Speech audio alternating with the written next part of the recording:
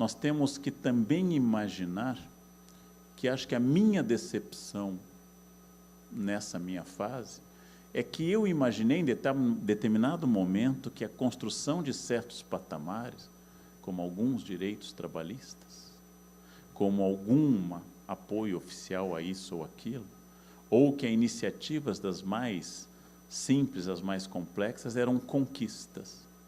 E uma vez conquistadas, nós passaríamos a exigência de mais. Não.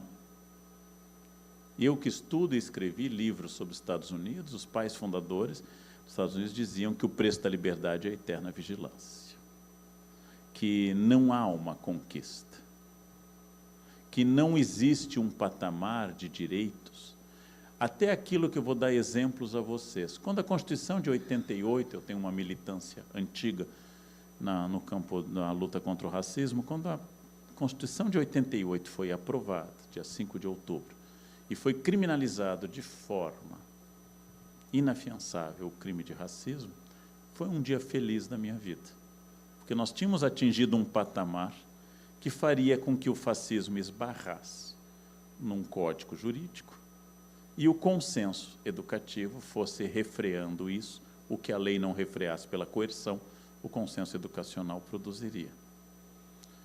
E isso me deixou feliz na ocasião. Quando foi aprovada a Lei Maria da Penha, eu também fiquei feliz, porque nós teríamos talvez não a resolução do problema da violência, nós teríamos uma consciência dos números, que o de fato faz 10 anos que está acontecendo. Quando foi aprovado o Estatuto da Criança e do Adolescente, proibindo castigos físicos, o Estatuto do Idoso, proibindo o abandono do idoso, eu fui tendo a felicidade que nós estamos construindo pela lei uma nova ordem. Uma ordem onde não houvesse mais a defesa dessa chamada cultura do estupro, ou da agressão às crianças e idosos. Eu percebi que isso era uma postura política ingênua nos últimos 2 anos. Uma postura política ingênua. A lei é um suspiro que permite ao inimigo se reorganizar. Eu não me surpreenderia se alguns desses pilares pétreos da Constituição de 88 também fossem atacados. Porque nós estamos falando de campos distintos. Eu fiz parte da comissão da Unicamp, que lutou pelas cotas, e tive o prazer de estar à frente das cotas que foram implantadas em primeira e segunda fase no curso de medicina, que tinha um problema o curso de medicina da Unicamp, ele era albino. Tinha uma carência de melanina de 100% no corpo docente e no corpo discente. Com as cotas, fui dar a palestra anual que eu dou nas faculdades, toda a parte central do auditório da Unicamp de Medicina era formado de alunos negros. Foi uma mudança concreta, social, de uma significação política, para mim, emocionante. Naquele momento, um ato político, cotas, tinha dado acesso a um grupo que não estaria ali. E estava ali por seu esforço, porque as cotas não significa entra de qualquer jeito. Estava ali pelo seu esforço. Estavam se revelando bons alunos e os professores estavam aprendendo a lidar com a novidade de um curso de medicina não tão sujeito ao melanoma. É uma novidade. Eu narrei isso na minha rede social com alegria e fui inundado por milhares de mensagens me acusando de racismo, de preconceito, etc. É assustador, é assustador.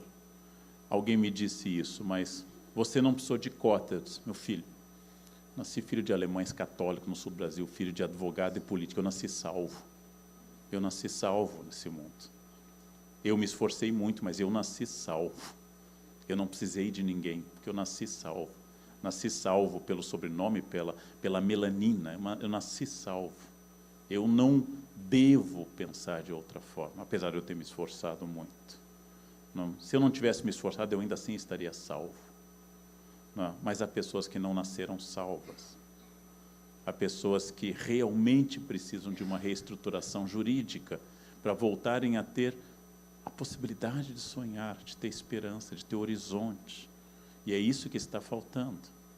Acompanhei numa palestra que eu dei para um escritório, um projeto que eles têm na Maré, E eles encontraram jovens na favela da Maré, encontraram jovens dentro daquela comunidade que nunca tinham saído da Maré. Eu nunca tinha visto isso, porque imaginei que de ônibus ou a pé, todos um dia, teriam ido a algum lugar. Eles encontraram jovens dentro da comunidade da Maré que nunca tinham saído do limite, como se tivessem um certo medo do mundo que se estende além da rodovia. Então, este jovem não nasceu salvo. Esse jovem não nasceu salvo. Então, essa é uma diferença grande. Acho que agora eu entendi que é uma luta contínua. Não é uma luta de um momento, que é uma luta contínua. Que aquilo que nós conseguimos na Unicamp vai sofrer ataques. Vai sofrer ataques. E há um outro risco, aquele advertido pelo grande Paulo Freire. Quando a educação não é libertadora, o sonho do oprimido é se tornar opressor. Esse é o outro risco. Ou seja, ele quer ocupar o lugar para oprimir, e não a ideia de ressignificar, através da educação, uma questão social. Todas essas questões são fundamentais.